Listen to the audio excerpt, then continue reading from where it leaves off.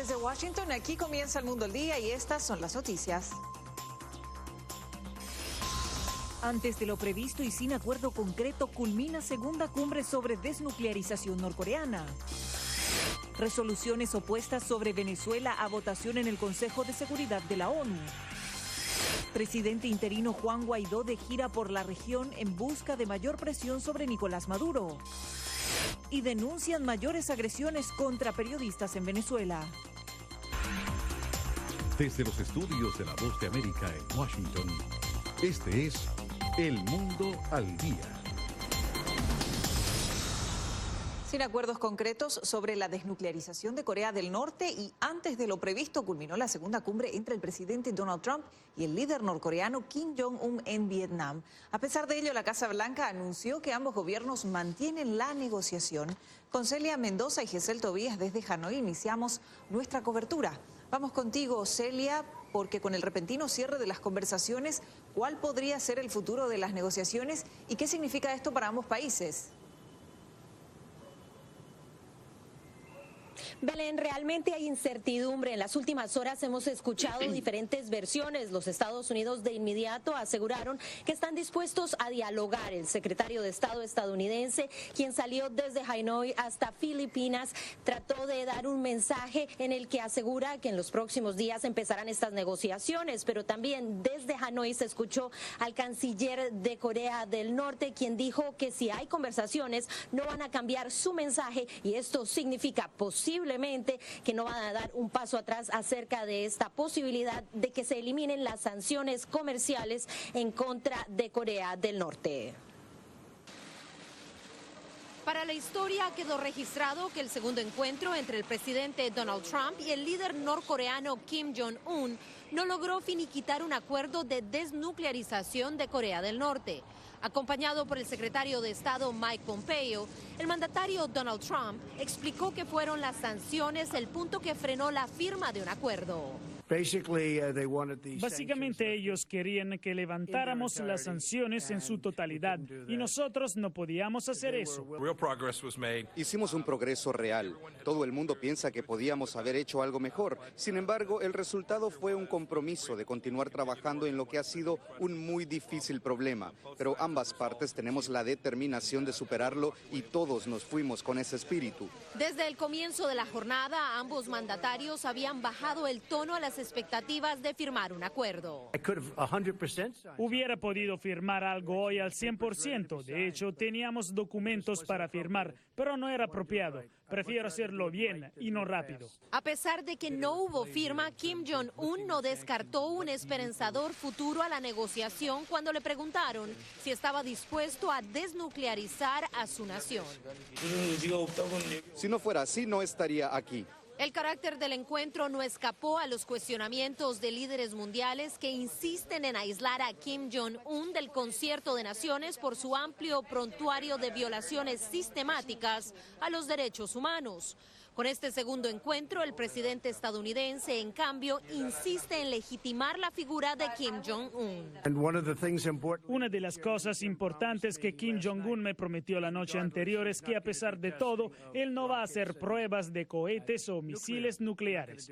Así que confío en él y creo en su palabra. Yo quiero levantar tanto todas las sanciones porque quiero que ese país crezca. Ese país tiene un gran potencial. Donald Trump partió de Hanoi desestimando los severos cuestionamientos que recaen sobre su figura y la de su círculo más cercano tras las declaraciones públicas de su ex abogado Michael Cohen bajo gravedad de juramento. Y mintió mucho, pero fue muy interesante porque no mintió sobre una sola cosa. Dijo, no hay colusión con el engaño ruso.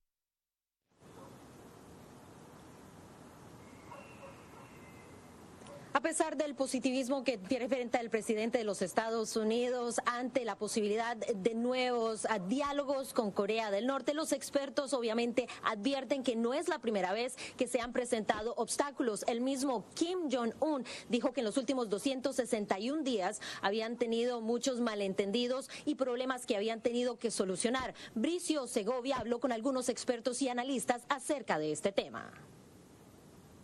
Una posible desnuclearización de Corea del Norte está llena de incógnitas, comenzando por su propio arsenal atómico.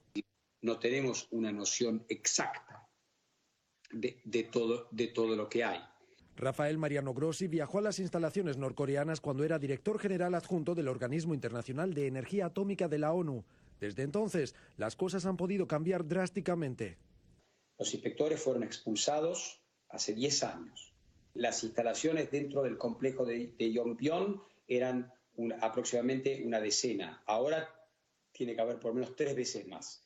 El historiador de la Universidad Georgetown, Eric Langer, se muestra escéptico de que bajo la dinastía Kim, Corea del Norte renuncie voluntariamente a su arsenal nuclear. Se creen realmente potencialmente solos, que en cualquier momento hasta sus aliados los podría traicionar, y la única forma de poder mantenerse frente al poderío de Estados Unidos es tener una potencia nuclear. La gran pregunta es entonces, ¿por qué está participando Kim Jong-un de estas cumbres con Donald Trump? Lo que Kim Jong-un quiere es primero ser visto tan potente como el presidente Trump. Eso le ayuda muchísimo internamente y también frente a China y Rusia. Grossi, que actualmente es embajador de Argentina en Viena, apuesta por los esfuerzos diplomáticos para desnuclearizar a Corea del Norte, aunque asegura que la destrucción del arsenal sería incluso más compleja que las negociaciones. Si se establece la destrucción en territorio norcoreano, probablemente hay que establecer instalaciones de desmontaje y de destrucción, que hay que construirlas. Bricio Segovia, Voz de América, Washington. Choi Son-hui, quien es el encargado de las relaciones de Estados Unidos para Corea del Norte, aseguró a los periodistas aquí en Hanoi durante esta madrugada que simplemente el gobierno de Kim Jong-un ya no tiene el apetito para seguir negociando. Celia, muchas gracias, pero más allá de las negociaciones para la desnuclearización de la península coreana, el presidente Trump se refirió a la situación de Venezuela. Gesell, ¿qué dijo el mandatario sobre el ingreso de la ayuda humanitaria? Que se está volviendo un estilo del presidente Donald Trump, Belén, justo antes de iniciar la conferencia de prensa aquí en Hanoi para conversar sobre los detalles que había sostenido con su par norcoreano. El presidente aseguró que en Venezuela está Estados Unidos muy interesado en que la ayuda humanitaria, las toneladas de ayuda humanitaria que han partido desde Miami y han llegado mucha de ella a la frontera con Colombia en Cúcuta, pueda entrar porque es necesario que las personas puedan recibir ese tipo de atención. También cuestionó al presidente en disputa, Nicolás Maduro, por preferir mantener su postura de no entrar estos medicamentos, esta ayuda, antes de que muchas personas puedan seguir muriendo. Esto fue específicamente lo que el presidente dijo. Tenemos a Venezuela, como saben, ha estado mucho en las noticias y estamos enviando suministros. Los suministros están llegando un poco más. No es fácil, es difícil creer que alguien diga no lo hagamos. ¿Qué diferencia haría eso, excepto que es genial que la gente lo deje pasar? Pero estamos enviando muchos suministros a Venezuela. La gente se está muriendo de hambre y realmente pensarían que el hombre a cargo actualmente permitiría que esos suministros lleguen. Estamos llegando a algunas de las ciudades y algunas de las áreas que más lo necesitan. Y no es un trabajo fácil, en realidad es muy difícil. Y a propósito de Venezuela, Gesell, también el secretario de Estado, Mike Pompeo, se refirió a la situación. ¿Qué dijo el jefe de la diplomacia estadounidense sobre el ingreso de la asistencia humanitaria? Efectivamente, mientras el presidente Donald Trump vuela hacia Washington, el secretario de Estado lo hizo hacia Filipinas para una visita de trabajo y desde ahí aseguró que en solo semanas Estados Unidos confía que la ayuda humanitaria que ha enviado a los venezolanos pueda empezar a entrar. No dio detalles específicos de cómo esta ayuda podría entrar, pero aseguró que el presidente interino de Venezuela, Juan Guaidó, cuenta con el total apoyo de Estados Unidos, por lo que confía que con la ayuda de la comunidad internacional y la presión de esta, finalmente se encuentre o se haga una brecha para poder penetrar esta ayuda, Belén.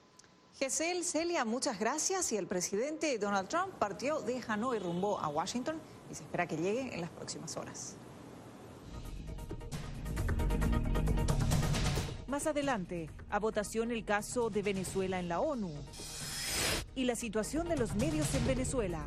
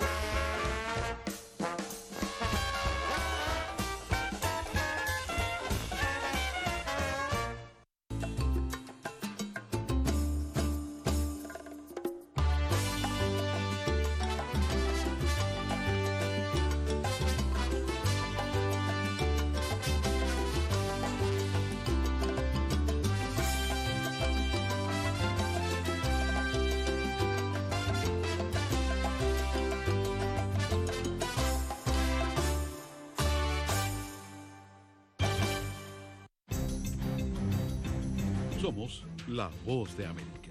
En la isla muy pocos cubanos estaban informados. Necesitamos la liberación de los presos políticos y los estudiantes. Se encuentran en las afueras de la Asamblea Nacional, nadie puede salir. Información balanceada y objetiva. Un promedio de 80 migrantes indocumentados vienen a desayunar a diario. Entérese de lo que sucede en Estados Unidos, América Latina y el mundo en un solo lugar.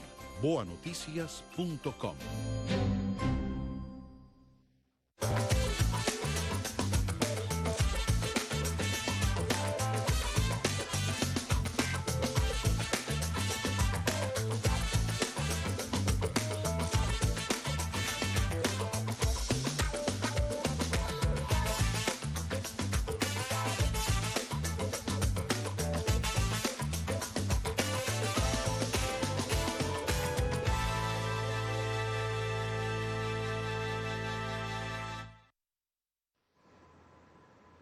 Estados Unidos y Rusia buscan promover resoluciones opuestas sobre la situación de Venezuela en el Consejo de Seguridad de la ONU.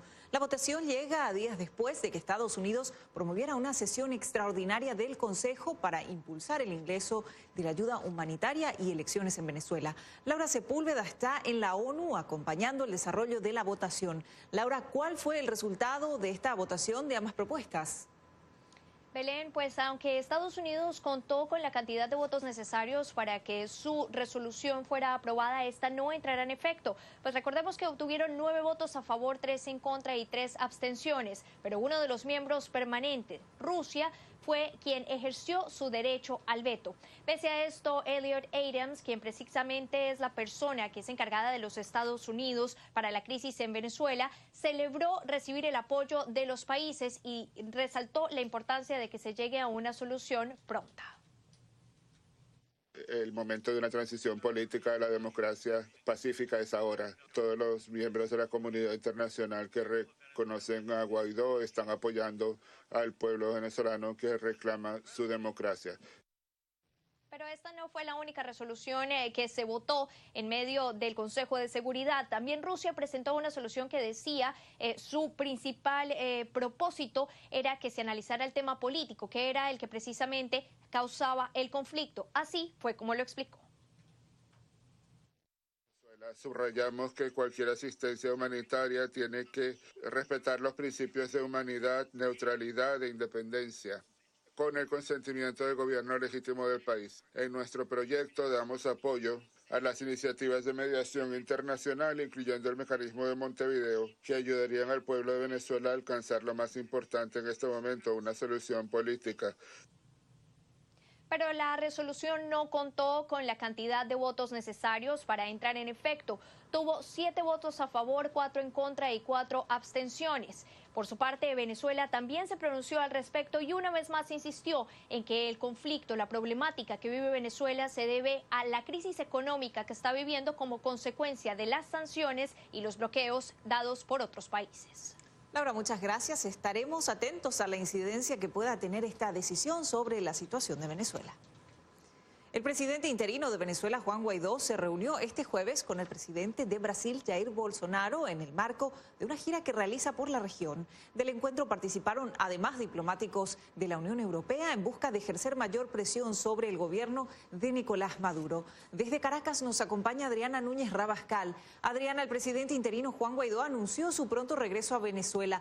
¿Cuál es la situación del mandatario en ejercicio?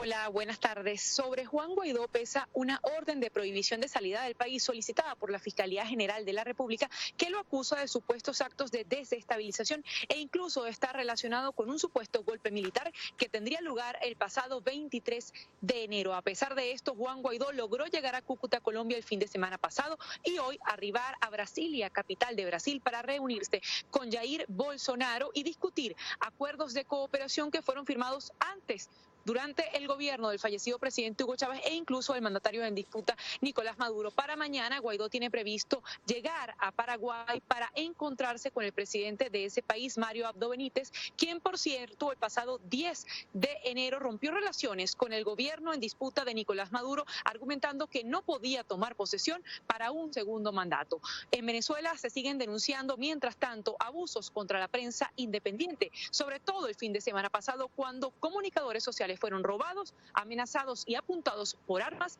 por parte de grupos de choque chavistas. Desde el Colegio Nacional de Periodistas de Venezuela manifestaron que las agresiones a comunicadores no se materializan únicamente con ataques físicos o verbales, también al impedir la movilización de los equipos de trabajo hasta el lugar de los acontecimientos. En ese contexto, Tinedo Guía, presidente del Colegio de Periodistas de Venezuela, pidió solidaridad con los comunicadores que aún no han podido regresar al país. Hay un número aproximado de 30 periodistas todavía que han quedado atrapados con el cierre de la frontera en Cúcuta. Protejan a estos colegas, entre los cuales se encuentra una periodista embarazada. La presidenta de la Comisión de Medios de la Asamblea Nacional, María Beatriz Martínez, destaca que eso evidencia la intención de Nicolás Maduro de ocultar irregularidades. Es silenciar a las víctimas, es silenciar lo que está pasando en nuestro país, es silenciar a todo el pueblo venezolano que sufre y padece los rigores de una dictadura. El legislador José Gregorio Correa, por su parte, aseguró que todos los venezolanos tienen derecho a la información y esto demuestra la intolerancia del gobierno en disputa. Es la intolerancia de un gobierno que no entiende que la información es para todos y que quien le haga preguntas incómodas siempre será un enemigo. No. La información tiene que ser para todos y los periodistas no tienen por qué ser complacientes en las preguntas con el gobierno. Sin embargo, el ministro de Comunicación del gobierno de Nicolás Maduro, Jorge Rodríguez, rechazó las presuntas agresiones en contra de comunicadores y calificó como falsos positivos los hechos de violencia registrados en la zona fronteriza. Álvaro Algarra, Voz de América, Caracas. Por cierto que el día de ayer, en entrevista con un medio internacional, Nicolás Maduro dijo que Juan Guaidó, una vez arribe a Caracas, deberá enfrentar a la justicia. El mismo Juan Guaidó, que hoy sostuvo una reunión con Jair Bolsonaro y le manifestó que los acuerdos comerciales habían caído de $5.000 millones en el pasado a apenas $200 millones en el año 2019. Adriana, muchas gracias. Y precisamente como mencionabas, el presidente interino Juan Guaidó continuará su gira por Paraguay este viernes. Así lo confirmó el presidente de ese país, Mario Abdo Benítez, en su cuenta de Twitter. En breve, expertos descartan intervención militar en Venezuela y los cargos que pesan sobre el primer ministro israelí.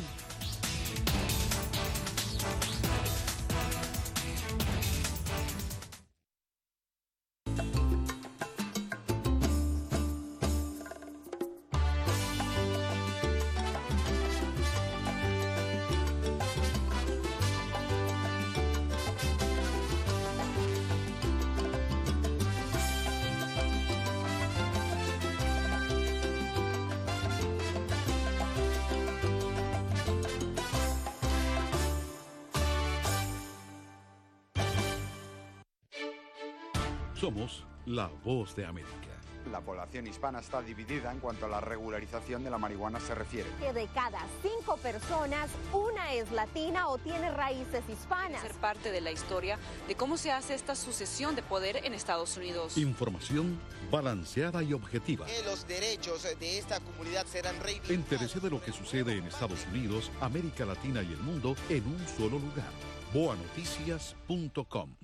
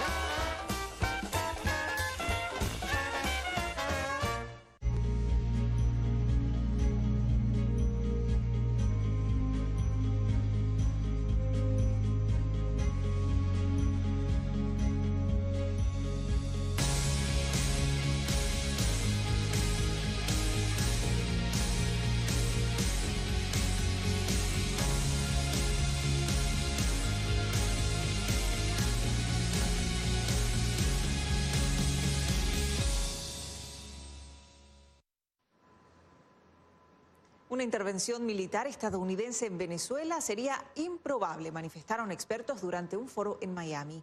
Argumentaron que el rechazo popular y la complejidad de una acción militar complicaría el panorama a mediano y largo plazo.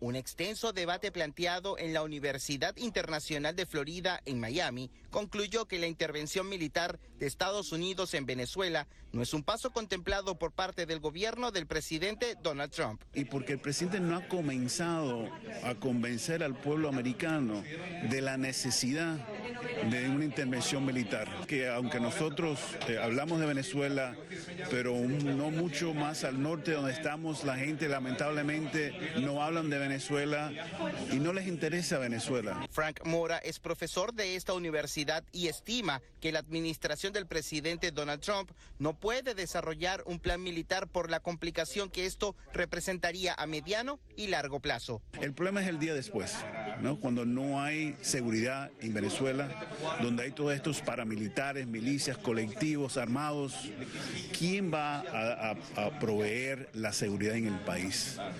Tendría que ser Estados Unidos. ¿Y por cuánto tiempo estaría Estados Unidos y soldados americanos con armas caminando las calles de Caracas y otras ciudades? Eso nadie lo sabe. A pesar de que estos catedráticos insistieron en que Estados Unidos no ejecutará una intervención u ocupación militar en Venezuela, coincidieron en que la salida de la crisis de esta nación está en manos del pueblo venezolano y en manos también de la comunidad internacional, pero a través de mecanismos diplomáticos. Y en eso coincide la profesora Astrid Araraz. Y no hay un consenso de una intervención militar, para nada. Todo lo contrario, están buscando una solución pacífica, una solución con negociaciones, con conversaciones. José Pernalete, Voz de América, Miami. El fiscal general de Israel dice que ha decidido acusar al primer ministro Benjamín Netanyahu por una serie de cargos de corrupción siguiendo las recomendaciones de la policía. En un comunicado del Ministerio Público afirmó que planea acusar a Netanyahu de fraude y abuso de confianza, así como de soborno por promover cambios regulatorios por valor de cientos de millones de dólares para el gigante de telecomunicaciones Bezeq, a cambio de una cobertura de prensa positiva en el popular sitio de noticias de la subsidiaria. Netanyahu niega haber cometido delito alguno. Después de la pausa, carne de res apta para veganos y tecnología en la nube para robots más inteligentes.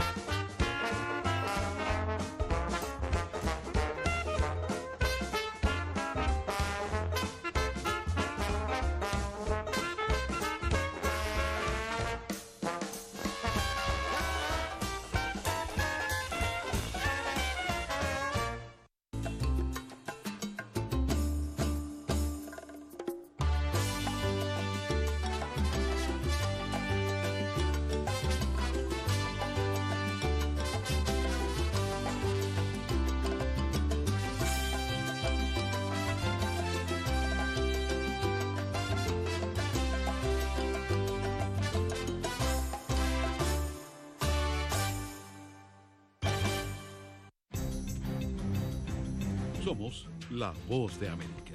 En la isla muy pocos cubanos estaban informados. Necesitamos la liberación de los presos políticos y los estudiantes. Se encuentran en las afueras de la Asamblea Nacional, nadie puede salir. Información balanceada y objetiva. Un promedio de 80 migrantes indocumentados vienen a desayunar a Entérese de lo que sucede en Estados Unidos, América Latina y el mundo en un solo lugar. boanoticias.com.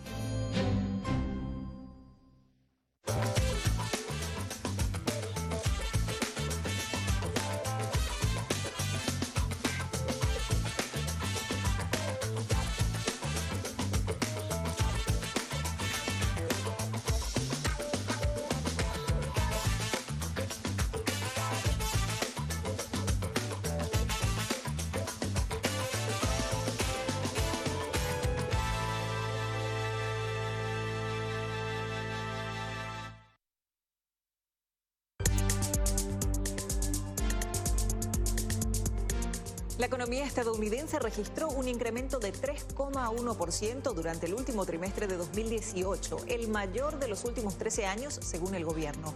La Casa Blanca atribuyó este incremento a las políticas económicas y fiscales impulsadas por el presidente Donald Trump. Una compañía de tecnología utiliza la tecnología de impresión 3D para crear carne de res apta para veganos. La innovación fue presentada durante el Congreso Mundial de Telefonía Móvil en Barcelona. El fundador y director ejecutivo de Nova Meat, Josep Sionti, dice que será como un Nespresso para sustitutos de carne dentro de cartuchos que se pueden usar con una impresora especial. Estamos creando el primer filete de res a base de plantas, impreso en 3D. Y está compuesto de ingredientes tales como proteína de arroz, proteína de guisante y usamos algunas fibras de algas. Así que mezclamos esto y creamos una alternativa a la carne, que tiene la misma textura. Y pronto tendrá una buena apariencia en términos de, lo verá y pensará que es un filete de ternera real, porque tendrá la misma apariencia, textura, sabor y luego propiedades adicionales. Nova Meat intentará hacer 3 de ellas: filete de ternera, su prioridad, la pechuga de pollo y el filete de atún. Intentarán vender estos cartuchos junto con una impresora robusta que permitirá a la compañía crear muchos kilos por día para restaurantes novedosos al principio y posiblemente también pronto para los consumidores. Henry Llanos, Voz de América. Almacenar el cerebro de un robot en la nube permite un mejor desempeño del prototipo. Así lo aseguraron expertos en robótica durante el Congreso Mundial de Telefonía Móvil en Barcelona. XR1 está haciendo café para invitados en el Mobile World Congress. El robot humanoide controlado por CloudMinds es una combinación de inteligencia artificial y operadores humanos, unidos entre sí mediante conectividad de alta velocidad. La compañía dice que el control de la nube es el camino a seguir para los robots superinteligentes. Si construimos un robot en la nube, podemos construir un robot tan inteligente como podamos para estar lo más cerca posible de la inteligencia humana. CloudMinds dice que el XR1, aquí enhebrando una aguja, es el primer robot de servicio humanoide con tecnología de computación en la nube. Dicen que los robots humanoides necesitan que su cerebro se mantenga en la nube para evitar las limitaciones de tamaño de un pequeño robot. Toda la idea se debe a nuestro cerebro en la nube, las plataformas que estamos desarrollando, llamada Harix. Es inteligencia humana que aumenta la inteligencia artificial, es un cerebro en constante evolución que permitirá a los robots volverse más inteligentes. La compañía dice que XR1 puede servir como conserje, recepcionista o incluso como asistente de cuidado de ancianos. Si el robot no está seguro de cómo seguir una instrucción, el control se transfiere a un asistente humano, entrenador de robots en la nube, y todos los robots en la plataforma se benefician de cada oportunidad de aprendizaje. CloudMinds dice que su visión es la de un robot humanoide útil y asequible en la mayoría de los hogares familiares para el año 2025. Miguel Ángel Rivera, Voz de América. Nos despedimos de esta emisión del Mundo al Día con un castillo de hielo como sacado de un cuento encantado. Los curiosos pueden visitar este castillo al norte de Woodstock y perderse entre sus túneles, refugiarse en sus cavernas o deslizarse a través de sus pasadizos. Les informó Belén Mora.